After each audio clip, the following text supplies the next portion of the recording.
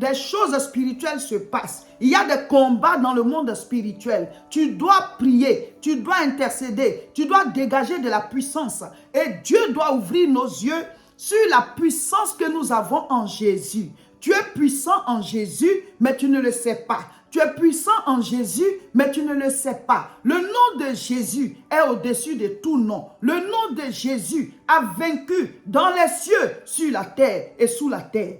Et Jésus est monté au ciel et il nous a laissé son nom. Il y a des combats spirituels. Il y a des combats dans le monde spirituel. Prends conscience. Ouvre tes yeux sur la puissance que tu as dans le nom de Jésus. Et sois un homme de prière. Sois une femme de prière. Sois quelqu'un qui intercède, qui combat spirituellement. Tu agis, mais tu pries d'abord. Donc tu pries, tu agis. Tu pries, tu agis. C'est comme ça qu'on avance. Prière et action. Prière et action. Nous sommes toujours dans notre temps de jeûne et prière de 21 jours. Alors aujourd'hui, nous sommes vendredi 10 mai. Nous sommes au 5e jour de notre temps de jeûne et prière. Je vais vous rendre le témoignage d'une dame. Alors, elle dit que elle est dans un pays où il y a beaucoup de... Voilà, c'est en Afrique, elle est dans un pays de l'Afrique, elle n'est pas ici en Europe. Donc, ce sont des témoignages anonymes, mais on utilise des histoires là pour pouvoir édifier le corps du Christ et que chacun puisse faire attention. Ce n'est pas parce que c'est arrivé à quelqu'un que ça va t'arriver, hein, mais voilà, le fait de le savoir, ça te permet de faire attention. Alors, la dame dit qu'elle a une amie, qui allait consulter un devin, un féticheur, un marabout, en tout cas, c'est comme ça qu'on les appelle. Et le féticheur avait chez lui une de ses photos. C'est sa photo à elle, la dame qui parle du témoignage là. Sa photo était chez le féticheur. Mais c'était placé de manière à ce qu'on puisse la voir. Il n'a pas caché, c'était visible. Et donc, elle, son amie là, elle allait consulter. Elle dit qu'elle a une amie, je ne sais pas si c'est sa collègue ou bien, en tout cas, la dame, elle a l'habitude d'aller chez les féticheurs. Donc, pendant qu'elle est partie consulter un féticheur, un nouveau féticheur qu'elle ne connaissait même pas, c'était la première fois, puisqu'elle change souvent, elle cherche les plus puissants. Donc, elle est allée voir celui-là et elle trouve qu'elle s'est assise et que le gars a commencé le travail. Elle voit la photo de son ami là-bas. Elle dit, wow! Mais cette photo-là fait quoi ici? Comment se fait-il que ma camarade là, sa photo est ici chez le féticheur? Donc, elle demande au féticheur, qu'est-ce que la photo de mon ami fait chez toi? Et donc, le féticheur, il commence à sourire et puis il dit qu'il a mis ça là exprès. Bon, il ne connaît pas la dame, mais il s'est dit peut-être qu'un jour, quelqu'un va venir et quelqu'un qui la connaît. Donc, elle a demandé, qu'est-ce qui se passe? Pourquoi sa photo est ici? C'est là que le féticheur dit que c'est une dame qui est venue avec la photo là. Et que la dame dit qu'elle avait déjà fait partie de la photo chez un autre féticheur, un autre marabout, et qu'elle lui avait dit de tuer celle-là. Mais le gars dit que l'étoile de celle est trop forte, on ne peut pas la tuer. On ne peut pas la tuer. Donc elle était fâchée, elle a pris ça chez l'autre, et puis elle est venue donner ça à celui-là, parce qu'on dit que lui aussi il est fort. Donc, quand elle est venue donner la photo, elle dit qu'il n'est qu'à la tuer. Maintenant, s'il voit qu'il ne peut pas la tuer là, si lui aussi il dit que son étoile est très forte, qu'il obscurcisse sa vie, c'est-à-dire qu'il n'est qu'à verser quelque chose sur elle spirituellement, il ne faut plus qu'elle va réussir, elle n'est qu'à tomber malade, elle n'est qu'à souffrir, et puis il n'est qu'à l'enfermer comme dans une boîte noire, pour que sa vie là, elle soit dans les ténèbres, dans les problèmes, dans la souffrance. Et donc, celle-là demande au féticheur, mais celle qui est venue donner la photo pour dire tout ça là, elle c'est qui? Le féticheur dit que ça seulement il ne peut pas dire. D'abord, tous ceux qui viennent comme ça, il dit par exemple, toi je ne te connais pas. C'est une dame aussi qui est venue. C'est une dame aussi qui est venue. Il dit bon, celle-là dit bon. Elle dit qu'elle est qui pour ma camarade là? Il dit que ça, il ne peut pas le dire. Il ne peut pas le dire, mais lui, quand la dame lui a dit de tuer celle-là, ou bien d'obscurcir sa vie, quand lui il a regardé la photo, il voit que c'est une femme, qui est gentille, c'est une bonne personne. Et que vraiment, lui n'a pas envie de la tuer, il n'a pas envie d'obscurcir non plus sa vie. Et donc, lui n'a rien pris comme argent, ou bien comme cadeau, ou bien comme don avec celle qui est venue donner la photo là. Parce qu'il ne veut rien lui devoir. Parce que s'il avait pris quelque chose, il serait obligé de faire le sacrifice pour tuer celle-là ou bien pour obscurcir sa vie. Mais il n'a rien pris. Il lui a dit, bon, vas-y, tu reviens. Parce qu'il n'a même pas pris son téléphone, il ne veut pas avoir affaire à elle. Parce que celle-là, c'est une bonne personne. Quand il regarde l'image là, c'est une femme qui est gentille, c'est une femme qui est bien. Il ne sait pas pourquoi l'autre là veut qu'on la tue. Lui, vraiment, ça le dérange. Donc, il n'a rien pris d'elle. Il lui a dit qu'elle peut repasser un autre jour pour voir. Ou bien si elle voit que l'autre est morte. Ou bien si elle voit que ça ne va pas dans sa vie là. Ça veut dire que c'est que lui, il a fait le travail, elle pourra revenir payer quelque chose. Mais sinon, ce n'est pas la peine, il ne prend rien avec elle, qu'elle parte. Donc lui, il ne veut pas tuer la dame, il ne veut pas obscurcir sa vie. Il ne veut pas obscurcir sa vie, c'est pour ça qu'il a déposé la photo là. Pour que ceux qui viennent en consultation, là, pour que quelqu'un puisse la reconnaître, pour lui dire de faire attention, et il va lui donner la photo là, voilà, de faire attention que voilà, il y a quelqu'un qui veut te tuer. Donc, celle qui rend le témoignage là, c'est elle la concernée, dont ils ont envoyé la photo quelque part. La dame dit que le féticheur lui a dit aussi que l'autre l'a dit qu'elle a une voiture. Et effectivement, elle a une voiture. Et que s'il ne peut pas la tuer, qu'il obscurcisse sa vie, qu'il l'enferme quelque part, ou alors qu'il lui fasse faire un accident très grave qui va l'handicaper, voilà. Ou alors que sa voiture même se gâte et tout ça. De méchantes choses, mais des choses horribles, dignes d'un film d'horreur. Des êtres humains sur la terre ici, qui conçoivent comme ça le mal contre quelqu'un et qui cherchent des puissances sataniques pour pouvoir agir, pour appliquer ce à quoi ils ont pensé. Tu ne peux pas t'imaginer qui est contre toi. Je ne dis pas que ça va vous arriver, hein. Mais il y a des combats dans le monde spirituel. Il y a des combats dans le monde spirituel. On est dans un monde où tu n'as pas besoin de faire quelque chose pour avoir des ennemis. Je vais continuer l'histoire. Parce que ça touche. Bon, ce sont des histoires qu'on nous fait venir de manière anonyme, hein. Souvent, les gens appellent même avec un numéro masqué, ils racontent l'histoire et nous, on prend ça pour venir vous expliquer pour que chacun puisse sortir les leçons. C'est ça le plus important. Ce n'est pas que ça va t'arriver, mais quand tu es averti, c'est comme si tu avais été vacciné, donc tu as la bonne réaction face à une situation comme ça. Alors donc, la dame dit que sa copine là, pendant qu'elle était chez le féticheur, elle a dit au féticheur, je vais appeler ma camarade là tout de suite, je vais l'appeler, elle va venir. Le féticheur dit, non, non, non, non, non, non, non. Je ne veux pas de scandale ici, hein. Je ne veux pas de scandale. Si c'est comme ça que tu vas faire là, moi je vais prendre la photo, puis écoute, tu vas te chasser. Donc tu te calmes. Moi-même j'ai déposé la photo ici là, c'est parce que je n'ai pas envie de faire le gris-gris qu'elle m'a dit de faire. Donc calme-toi. Donc elle dit, bon, qu'est-ce qu'on doit faire? Il dit, ok. La photo là, c'était déjà chez un féticheur, chez un marabout. Ça n'a pas marché, c'est pour ça qu'elle a fait venir. Donc moi aussi, je ne vais pas garder la photo chez moi. Je vais te la remettre, mais ne va pas donner à la dame. Parce que si elle touche la photo, on ne sait pas si l'autre avait déjà fait des incantations. Donc toi, quand tu sors d'ici là, tu déchires la photo, tu jettes ça dans un caniveau, quelque part. Voilà, ça veut dire qu'il n'aura plus d'effet. Maintenant, toi, je vais faire ton truc pour lequel tu es venu me voir. Donc, elle dit qu'elle était allée voir le monsieur pour avoir une promotion au travail. En tout cas, les mêmes choses là. Promotion au travail, avoir aussi voiture de service, les choses comme ça. Bon, on ne sait pas si elle allait attacher aussi quelqu'un, mais en tout cas, elle ne semble pas méchante. Si elle a pu dire à sa copine que voici ta photo ici. Donc, elle croit beaucoup aux féticheurs, aux marabouts.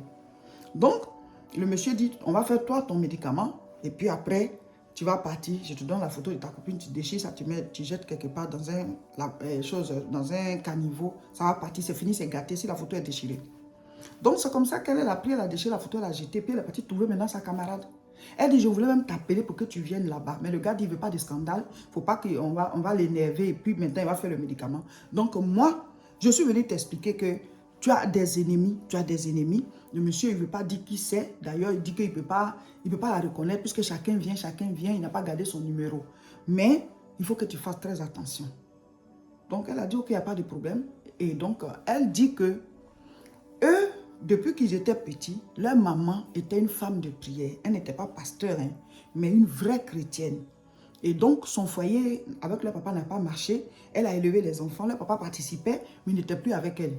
Mais il faisait venir l'argent pour la scolarité et tout. Et souvent, ses frères partaient aussi fréquenter chez leur papa, puis ils revenaient. Mais elle qui était la fille avec sa soeur, les deux filles, elles étaient beaucoup plus avec maman. Donc, elle dit que leur maman était une femme de prière. Et donc, elle les a éduqués comme ça dans la prière. Ils partaient à l'église et tout et tout. Et elle a vieilli, elle était tombée malade et puis elle est décédée. Mais avant de mourir, elle les a tous appelés comme si elle savait qu'elle allait partir. Les jours avant qu'elle ne meure, elle les a tous convoqués. Ils sont venus un week-end. Elle dit que leur maman a prié sur eux, pour dire qu'elle part, qu'elle ne les cache pas. Elle part, mais elle est heureuse d'avoir connu le Seigneur et qu'elle les a toujours éduqués selon Dieu et que c'est entre les mains de Dieu qu'elle les laisse et qu'au nom de Jésus, la puissante main du Seigneur soit sur eux, que Dieu les protège, qu'ils réussissent et que eux aussi, ils parlent de Jésus à leurs enfants de génération en génération. C'est l'alliance laquelle elle laisse. Elle leur laisse l'alliance. Donc elle a tellement prié et puis maintenant, Voilà, ils étaient avec elle comme ça. Et puis après, quand 1 ou 2, je ne sais pas, le lendemain, elle est décédée pendant que personne n'était à côté. Donc, elle dit qu'elle sait que c'est la prière de sa maman là qui l'a protégée. Les prières prophétiques de sa maman, elle sait que ce sont ces prières-là qui l'ont protégée. Parce qu'elle dit depuis ce temps, elle, bon, comme maman est décédée, elle ne partait plus trop à l'église, elle ne priait pas. Mais elle travaille, elle a une voiture de service, elle est mariée. Donc, elle a dit qu'elle soupçonne 2 de ses collègues. Il y a une que tout le service dit que celle, elle aime beaucoup les marabouts, mais celle-là ne l'aime pas trop. La dame là, l'aime pas trop, elle ne sait pas pourquoi. Peut-être qu'elle veut, elle, son poste, parce qu'elle a un poste de responsabilité, mais elle aime beaucoup aller chez les charlatans. Et puis la deuxième personne qu'elle soupçonne, c'est aussi une dame. Et la dame là, tout le temps lui dit que hey, ta voiture est belle, hein? Si j'avais une voiture comme ça, bon. Elle ne sait pas, juste à cause de la voiture, si c'est la dame qui allait dire qu'elle n'a qu'à mourir pour que sa voiture se gâte, elle n'a qu'à faire accident, elle ne sait pas. Maintenant, les personnes même qu'elle soupçonne, ce sont les conquêtes de son mari. Elle dit que son mari est très infidèle. Quand ils se sont rencontrés, ils n'étaient pas comme ça. Ils semblaient être sérieux. Maintenant qu'ils sont mariés, ils ont des enfants. Son mari a commencé des choses là.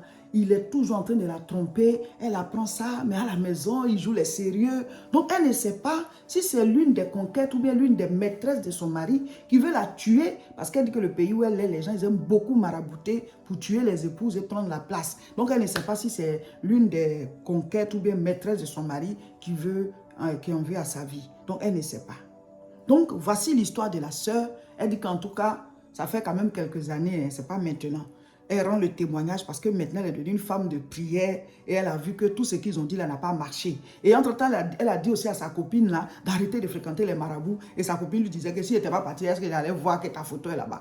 Et elle a répondu à sa copine que mais tu es partie là, ils ont dit qu'elle n'a pas pu me tuer donc, parce qu'ils dit mon étoile est forte. Donc c'est Jésus là qui est mieux. Donc elle est en train de l'évangéliser. Bon, elle n'est pas encore venue parce qu'elle croit trop aux féticheurs, aux marabouts. Mais en tout cas, elle dit, sa vie spirituelle là, elle a pris ça au sérieux. Aujourd'hui, elle est une femme de prière. Donc, c'est un témoignage qu'on rend de manière anonyme. Si vous avez comme ça des histoires, faites-les venir. On va les raconter et sortir les leçons. Maintenant, je vais sortir les leçons spirituelles pour vous dire qu'il faut que vous soyez des hommes et des femmes de prière. On est en jeûne et prière. Votre liste de prières là, vous devez prier, vous devez combattre. Aujourd'hui, on est vendredi. Vous devez faire la mini-veillée d'1 heure. Vous vous levez la nuit, vous choisissez une heure à laquelle vous voulez prier. On est en guerre. Je ne dis pas que quelqu'un a envoyé ta photo quelque part. Ce n'est pas ça que je suis en train de dire. Mais on ne sait pas. Tu es là tranquillement, quelqu'un te choisit comme ennemi, pour une raison ou pour une autre. Et la personne te combat, tu ne sais pas pourquoi. On t'envoie des incantations, même si on ne va pas chez féticheur, mais la personne, elle t'envoie le mauvais œil, elle veut pas, elle t'envoie les mauvaises pensées. Tu ne sais même pas pourquoi. Voici la pauvre qui a des ennemis à son insu. Et on veut même jusqu'à ce qu'elle meure, qu'elle fasse un accident, qu'elle devienne handicapée. Plein de choses pour une personne qui n'a vraiment rien contre toi. Donc jusqu'à présent, elle ne sait même pas c'est qui, mais elle sait que Dieu l'a protégée. Maintenant, elle est à fond dans la prière. Maintenant, je vais sortir quelques leçons de cette histoire. Mais je vais donner les sujets de prière d'aujourd'hui d'abord. Aujourd'hui, vendredi 10 mai 2024, nous sommes au 5e jour de notre temps de jeûne et prière. Aujourd'hui, nous lisons Esdras chapitre 5. N'oubliez pas de mettre en commentaire ce que vous avez compris ou bien ce qui vous a marqué. Le sujet de prière d'aujourd'hui est « Seigneur, ouvre mes yeux sur la puissance que j'ai en toi. » Seigneur, ouvre mes yeux sur la puissance que j'ai en toi. Et cette nuit, la mini-veillée individuelle que chacun doit faire. Vous qui venez de nous rejoindre dans les jeûnes, chaque vendredi nuit, chacun doit faire 1 heure de prière. C'est-à-dire que la prière qu'on fait dans la journée et dans la soirée par rapport au jeûne, tu l'as fait aujourd'hui. Mais il y a encore une autre prière d'1 heure que tu dois faire. C'est-à-dire qu'on veut vous habituer à passer 1 heure à parler avec Dieu, 1 heure à combattre, 1 heure à envoyer le feu dans le monde spirituel. Parce qu'il y a des combats dans le monde spirituel. Et comme nous, on ne sait pas, Jésus a dit, ce que vous allez lier sur la terre, c'est ça qui est lié dans les cieux. Quand il dit les cieux là, il parle du monde spirituel. Donc, le combat spirituel que chacun de nous va faire cette nuit, la mini-veillée, le sujet de prière est « Au nom de Jésus-Christ, je brise l'échec, la maladie, la mort prématurée. Je chasse les démons au nom de Jésus. » Le Seigneur nous a dit de les chasser. Il dit, à mon nom, vous chasserez les démons. À mon nom, vous marcherez sur les serpents et les scorpions et sur toute la puissance de l'ennemi. Il dit de le dire, de le proclamer et ça va se faire dans le monde spirituel. Vous voyez, la prière de la maman, peut-être qu'elle avait une grande alliance avec Dieu. Elle n'avait que ses enfants. Elle avait déjà perdu son foyer, elle s'est consacrée à eux. Et comme elle aimait Dieu, elle allait à l'église, elle priait. Donc sa dernière parole sur la terre, avant de partir, sa prière qu'elle a déposée sur ses enfants, la prière là a agi. Sinon, qu'est-ce qui empêche deux marabouts, deux féticheurs de tuer cette fille? C'est leur travail. On vient, on les paye, on dit fais du mal à telle personne et ils le font. Et quand la faveur de Dieu est sur toi, même ton ennemi là, il n'a pas envie de faire ce qu'on lui a dit de faire. Parce que ceux-là, ce sont des tueurs spirituels. Les gens viennent les voir. Ah, je veux telle chose, je veux telle chose. Et il y en a qui viennent les voir pour le mal. Et ils le font. Ils sont payés pour ça. Ils travaillent avec des puissances sataniques. Donc, par rapport à quoi il ne connaît pas cette dame et pour rien comme ça, il ne veut pas la tuer. Le premier, il dit non, que son étoile est trop forte. Celui-là, il dit qu'elle semble gentille. Quand la faveur divine est sur toi, quand la puissante main de Dieu te protège là, c'est comme ça. Même le diable n'a pas envie de te faire quelque chose parce qu'il ne peut même pas le faire. Jésus est puissant. Le sujet de prière d'aujourd'hui, on dit au Seigneur, Père, ouvre mes yeux sur la puissance que j'ai en toi. Tu es puissant, mais tu ne sais pas. Tu es puissant, mais tu joues avec la puissance de Dieu. Tu es puissant, tu es puissante, mais tu joues avec ta vie chrétienne. Tu n'as même pas envie d'être réellement chrétien. Tu rentres, tu sors, tu tombes, tu te relèves. Tu n'avances pas. Pourtant, tu as toute la puissance dans le nom de Jésus. Le nom de Jésus ouvre les portes. Le nom de Jésus délivre. Le nom de Jésus protège. Le nom de Jésus fait prospérer. Le nom de Jésus donne la longévité. Que le Seigneur ouvre les yeux de chacun de vous pour que vous puissiez savoir la puissance que vous avez dans le nom de Jésus. Donc les leçons qu'on peut tirer de là, je les ai déjà dites. La prière de la maman a protégé ses enfants, puisque la dame dit que elle-même ne priait plus. Peut-être parce qu'elle était découragée du décès de sa maman, je ne sais pas. Ou alors souvent il y a une paresse qui prend les gens là, ils ne comprennent pas que tu ne peux pas être juste physique. Pendant que tes ennemis cherchent à agir dans le monde spirituel pour t'atteindre, toi tu ne fais rien, tu es là. Heureusement que leur maman a peut-être une alliance, elle avait une alliance avec le Seigneur, mais elle a prié avant de partir. Et je suis sûre que c'est cette prière qui a agi. Et elle-même aussi, elle dit que c'est la prière de sa maman qui a agi. Mes frères, mes soeurs, priez pour vos enfants. Enseignez-leur la parole de Dieu. Conduisez-les vers le Seigneur. J'ai mis en ligne un message où je disais que vous travaillez pour laisser un héritage à vos enfants, mais vous ne leur apprenez pas à prier. Tu leur laisses un héritage, mais ils seront combattus pour cet héritage-là. Et tu ne leur apprends pas à prier. Tu les amènes à l'école, c'est bien, mais quand ils vont réussir, là, ils seront combattus. Il faut que tu leur apprennes aussi à prier. Il faut que tu parles avec eux pour qu'ils puissent recevoir Jésus. Parce que quand ils auront quitté la terre, c'est là-bas on doit tous se retrouver de manière éternelle. Imagine que ton enfant n'est pas sauvé. Donc vous devez communiquer la vie de Dieu à vos enfants. Vous devez être des hommes et des femmes de prière. Une autre leçon qui sort de là, c'est qu'il y avait la faveur divine sur cette femme. C'est pour ça que ceux qui sont allés la voir, jusqu'à deux marabouts, deux féticheurs, ils ont refusé. L'autre dit que son étoile est trop forte. Celui-là dit qu'elle semble gentille. C'est la grâce divine. Quand la main de Dieu est sur toi, quand le Seigneur te protège, l'ennemi ne peut rien. Satan, il n'est rien devant Dieu. Il n'est rien devant le sang de Jésus. Mais nous les chrétiens, là, nous devons prendre au sérieux notre vie spirituelle. Je vais lire un passage biblique. Colossiens chapitre 2, à partir du verset 13. Vous qui étiez morts par vos offenses et par l'incirconcision de votre chair, il vous a rendus à la vie avec lui, en nous faisant grâce pour toutes nos offenses. Je continue, verset 14. Colossiens 2, verset 14. Il a effacé l'acte dont les ordonnances nous condamnaient et qui subsistait contre nous, et il l'a éliminé en le clouant à la croix. Verset 15. Il a dépouillé les dominations et les autorités et les a livrées publiquement en spectacle, en triomphant d'elles par la croix. En triomphant d'elles par la croix. Alléluia. Jésus nous a délivrés. Jésus nous a libérés. Nous qui étions sales par le péché, nous qui étions sales, impurs à cause du péché, il nous a lavés par son sacrifice à la croix. Il a effacé tous les actes qui subsistaient contre nous. Tous les actes sur lesquels étaient écrits nos péchés, nos fautes, il les a effacés.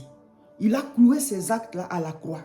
Les dominations et les autorités spirituelles, c'est-à-dire quoi? Les démons qui sont en train de brandir nos culpabilités pour dire que telle personne est de la descendance de telle autre personne et qu'elle mérite la mort à cause de ce que ses parents ont fait, ou alors à cause de ses propres actes, ses enfants méritent telle chose, ou alors elle-même, elle a droit à tel malheur à cause de ceci, lui-même, il a droit à telle souffrance à cause de ceci. Tout ça, Jésus a effacé. Jésus a effacé et il a livré ces dominations-là. Les esprits mauvais, là, il les a livrés, il les a cloués, il les a livrés en spectacle, il les a dépouillés de leur puissance. Donc, nous avons été rachetés, lavés, purifiés, délivrés, libérés des chaînes et repositionnés en Dieu. Maintenant, quand tu es en Jésus, tu es enfant de Dieu parce que tu es né de Dieu. Ce qui est né de la chair est chair, ce qui est né de l'esprit est esprit. Il dit à tous ceux qui l'ont reçu, à ceux qui croient en son nom, il leur a donné le pouvoir de devenir enfants de Dieu. L'évangile de Jean chapitre 1, du verset 12 au verset 13, il dit lesquels sont nés, non du sang, ni de la chair, ni de la volonté de l'homme, mais de Dieu. Quand tu acceptes Jésus-Christ, tu es né de Dieu. La puissance que tu as dans le nom de Jésus, c'est que tu es désormais né de Dieu. Tu as le pouvoir, tu as l'autorité, mais il faut que tu prennes conscience de ça. Dis au Seigneur, ouvre mes yeux sur la puissance que j'ai en Jésus. Ouvre mes yeux et que je sache qui je suis. Nous sommes maintenant assis avec Christ dans les lieux élevés. Il a reçu le nom au-dessus de tout nom. Chrétien, prends conscience de qui tu es. Prends conscience de ton autorité dans le nom de Jésus. Il a vaincu la mort. Il dit, je suis la lumière du monde. La lumière a le dessus sur les ténèbres. Il dit, je suis le chemin, la vérité et la vie. Le chemin qui nous ramène à Dieu. Il est la vérité. La vérité a le dessus sur le mensonge. Il dit, il est la vie. La vie a le dessus sur la mort. Quelle que soit la situation, si ce sont les ténèbres, si c'est le mensonge, si c'est la mort, le nom de Jésus te sort de là, il te met sur le chemin pour te ramener à Dieu. Tu as une grande puissance en Jésus. Tu as une grande puissance en Jésus. Prends-en conscience. Marche dans les voies du Seigneur. Reste dans la maison de Dieu. Ne sors pas comme Adam et Ève sont sortis et ils ont perdu leur puissance. Ils ont perdu leur autorité. Reste dans sa présence, dans sa parole, dans la communion avec lui et profite de cette grande gloire, de cette puissance qu'il t'a donnée. Ce jeûne est puissant. Ce jeûne est puissant, mes frères, mes sœurs. Ce soir, chacun doit faire sa mini-veillée. Si tu veux aussi samedi nuit, tu l'as fait. Si tu veux dimanche nuit, tu l'as fait. Tu peux prendre tout le week-end pour faire la mini-veillée chaque nuit. Tu dois proclamer, tu dois libérer ta vie. Tu dis au Seigneur que toi tu ne sais pas, mais lui il sait. S'il y a quelque chose qui est lié contre toi et ta famille, contre toi et ta maison, tu délies au nom de Jésus parce que tu as une grande puissance dans le nom de Jésus. Philippiens chapitre 2 à partir du verset 9. C'est pourquoi aussi Dieu l'a souverainement élevé et lui a donné le nom au-dessus de tout nom. Verset 10. Afin qu'au nom de Jésus, tout genou fléchisse dans les cieux, sur la terre et sous la terre. Alléluia. Et que toute langue confesse que Jésus-Christ est Seigneur à la gloire de Dieu le Père. Je ne sais pas ce qui te poursuit. Je ne sais pas ce qui ne va pas dans ta vie. Je ne sais pas la montagne qui se dresse devant toi. Mais que dans ce jeûne et prière, tu déposes tes sujets devant le Seigneur et que tu dégages de la puissance dans la prière. Aujourd'hui, rentrez en guerre et combattez les choses pour lesquelles vous êtes rentrés dans ce temps de jeûne et prière. Est-ce la maladie? Est-ce l'échec? Est-ce le célibat? Est-ce, voilà, une promotion que tu attends? Est-ce un visa que tu veux avoir depuis? Combattez les oppositions. Combattez ce qui combat votre destinée. Combattez le péché. Combattez l'échec, la mort prématurée, les malédictions. Tu as reçu le pouvoir. Un pouvoir, on l'exerce. Pourquoi es-tu rentré dans ce temps de jeûne et prière? Prends tes sujets, crie à Dieu. Voilà, chers frères et sœurs, tout à l'heure, on va mettre en ligne la vidéo de mini-veillée individuelle. Vous la mettez et vous priez avec. La vidéo va prendre fin. C'est pour vous propulser dans la prière.